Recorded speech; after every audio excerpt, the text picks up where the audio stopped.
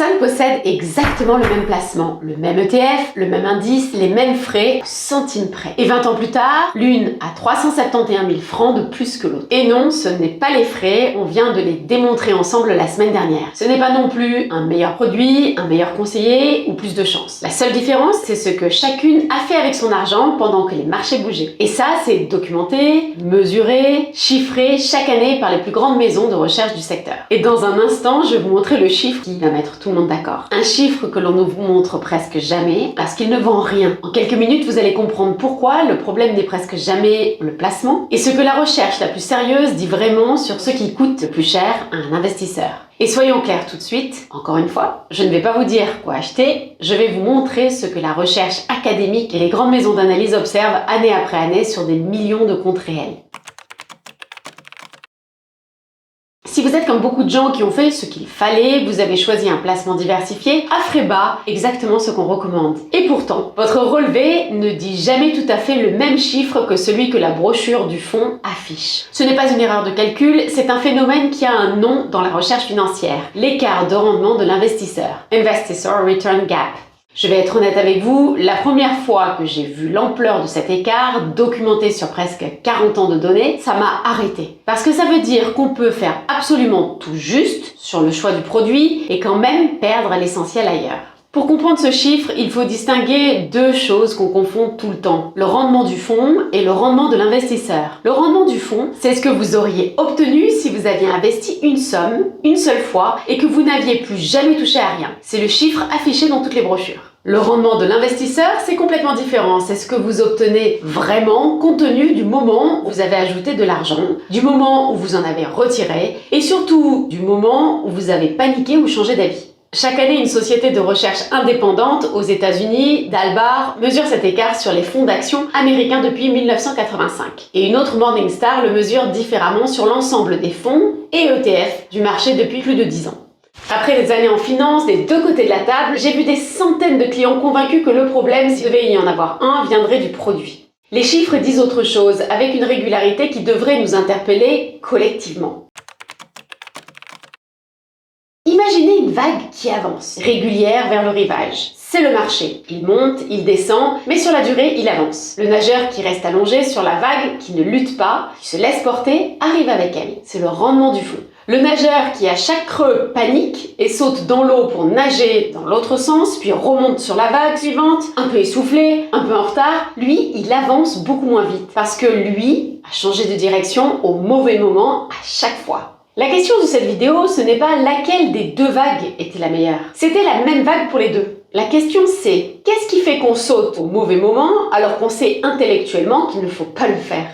Concrètement, voici ce que mesure la recherche. Prenons 100 000 francs investis sur l'indice S&P 500 sur les 20 dernières années. Si cet argent était resté investi sans un seul geste du premier au dernier jour, il vaudrait aujourd'hui autour de 717 000 francs. Mais l'investisseur moyen, celui que Dalbar observe réellement à travers les flux d'entrée et de sortie de millions de comptes, n'a pas ce parcours-là. Il retire un peu quand ça baisse, il rajoute un peu quand ça a déjà bien monté, et sur la même période, le même point de départ finit autour de 345 000 francs.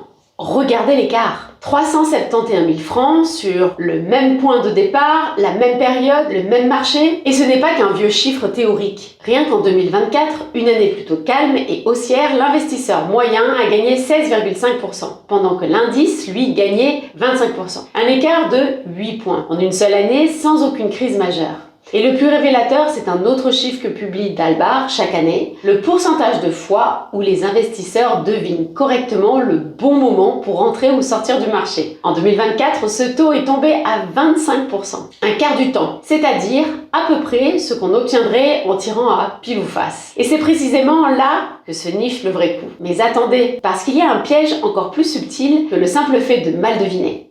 Une étude de JP Morgan a suivi le S&P 500 sur 20 ans, jour par jour. 100 000 francs investis début 2005, restés en place jusqu'à fin 2024, deviennent environ 717 000 francs. Mais si sur ces plus de 5 000 jours de bourse, vous avez raté seulement les 10 meilleurs jours, votre capital final tombe à environ 329 000 francs. 10 jours sur plus de 5 000. Et la moitié de votre capital final s'évapore. Pourquoi ? Parce que 7 des 10 meilleurs jours de ces 20 dernières années se produisent dans les 2 semaines suivant dans l'un des 10 pires jours. Autrement dit, les meilleurs jours arrivent précisément quand tout le monde a le plus envie de sortir. Et c'est pour ça que sortir, même temporairement, coûte statistiquement si cher.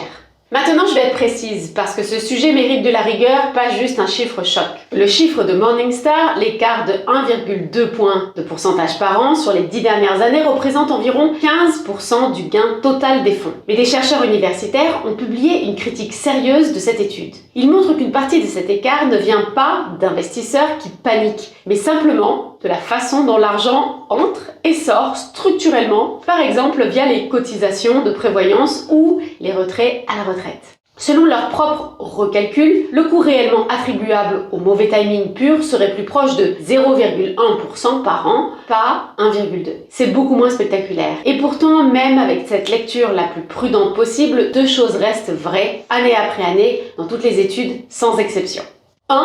L'écart existe. Il est mesuré depuis 1985 par Dalbar sur près de 40 ans de données et il ne s'annule jamais complètement. 2. Il se resserre nettement les années calmes et il explose les années de panique. En 2025, une année posée, l'écart est tombé à 0,7 points de pourcentage, l'un des plus bas jamais enregistrés. En 2024, année plus mouvementée en flux, il est monté à 8,5. Ce n'est donc pas une malédiction permanente et fixe, c'est un risque comportemental qui grossit exactement au moment où on est le plus tenté d'agir. Et c'est justement pour ça qu'on peut apprendre à le réduire. D'ailleurs, Vanguard a chiffré la valeur de ce simple accompagnement comportemental, le fait d'avoir quelqu'un ou quelque chose qui vous empêche d'agir sur un coup de tête. Leur estimation, jusqu'à 1,5% de rendement net supplémentaire par an, rien qu'en évitant ces gestes. Et ça change tout. J'ai fait une vidéo entière sur les frais, le lien est juste ici. Les frais et le comportement sont deux fuites séparées. Colmater l'une ne suffit pas si l'autre reste ouverte. Prenons Nadia, elle a un ETF monde, des frais à 0,2%, elle a vu ma vidéo sur les frais, elle a tout vérifié et pourtant en regardant son relevé sur 5 ans, son rendement réel était inférieur de plusieurs points à celui de l'indice qu'elle suit. En creusant, elle a réalisé qu'elle avait vendu une partie en mars 2020, terrifiée, et qu'elle avait racheté seulement 6 mois plus tard, une fois que les prix avaient déjà bien remonté. Le produit n'avait aucun problème, son geste si. Ce qu'elle a mis en place ensuite, très simple, un versement automatique mensuel, toujours la même date, et une règle personnelle écrite noir sur blanc, pas de décision de vente, un jour de baisse de plus de 3%. Elle laisse passer 48 heures systématiquement. Et ce mécanisme des versements automatiques, il s'appuie sur la même force que celle de mes vidéos sur les intérêts composés. Le lien est en description ou ici. Les Wenger, 58 ans, se considéraient comme des investisseurs prudents et disciplinés. Jamais de paris hasardeux, jamais de mode, sauf qu'en 2022, quand les marchés ont chuté fortement pendant plusieurs mois d'affilée, ils ont réduit leur exposition de moitié. Pas dans la panique, disent-ils, par prudence. Sauf qu'ils ne sont revenus à leur allocation initiale que 15 mois plus tard, une fois que les marchés avaient déjà largement récupéré. Le vrai coût de cette prudence, celui qu'ils n'avaient jamais calculé, on y arrive juste après. Ce délai de retour, 15 mois, leur a coûté à eux seuls l'équivalent d'environ 2 ans de la hausse manquée. Pas parce qu'ils avaient un mauvais portefeuille, parce que la sortie temporaire, qui semblait raisonnable sur le moment, s'est transformée en absence prolongée au pire moment pour être absent. Ils n'ont pas paniqué au sens dramatique du mot, c'est ça le vrai enseignement. Le coût comportemental ne vient pas que des gestes brutaux, il vient aussi des décisions qui paraissent raisonnables sur le moment et qui, cumulées, créent le même écart que la panique pure. Confondre prudence et sortie du marché, réduire son exposition parce que ça semble sage, sans date de retour définie à l'avance, c'est exactement là que se cache le coût invisible que les Wenger ont découvert. Regarder son portefeuille tous les jours, plus on regarde, plus on est tenté d'agir. Les études comportementales sont unanimes là-dessus. La fréquence de consultation est corrélée à la fréquence des mauvaises décisions. Croire que ce risque ne concerne que les investisseurs impulsifs, les traders du dimanche, les chiffres de Dalbar mesurent des millions de comptes ordinaires gérés par des gens sérieux comme Nadia. Personne n'est à l'abri par défaut. Et entre nous, même des gérants professionnels dont c'est le métier à plein temps ont un taux de bonne devinette qui ne dépasse pas vraiment le hasard sur le très court terme. Si vous ne deviez retenir que 3 choses. 1. Le produit n'est presque jamais le problème. Le vrai écart, documenté depuis 1985, vient de ce que nous faisons avec notre argent pendant que les marchés bougent. 2. Ce coût grossit exactement au moment où on est le plus tenté d'agir. Ce n'est pas une question de discipline morale, c'est un risque structurel qu'on peut anticiper avec des règles écrites à l'avance, avant la tempête, pas pendant. 3. La bonne nouvelle, c'est que ce coût-là, contrairement au marché lui-même, dépend en grande partie de vous. Pas de vos placements, de vos règles. Question à la communauté, et vous, avez-vous une règle écrite pour les jours de forte baisse? Ou est-ce que vous décidez à chaud, comme la plupart d'entre nous? Dites-le en commentaire. Si cette vidéo vous a aidé à y voir plus clair, abonnez-vous. Chaque jeudi, un concept financier expliqué simplement. À très vite. Les opinions et points de vue que j'exprime dans cette vidéo sont les miens et ne constituent pas de conseils en investissement ou matière financière. Le contenu est fourni à titre informatif uniquement. Investir comporte des risques, y compris la perte potentielle du capital. Effectuez toujours vos propres recherches avant de prendre une décision d'investissement. Les performances passées ne garantissent pas les résultats futurs.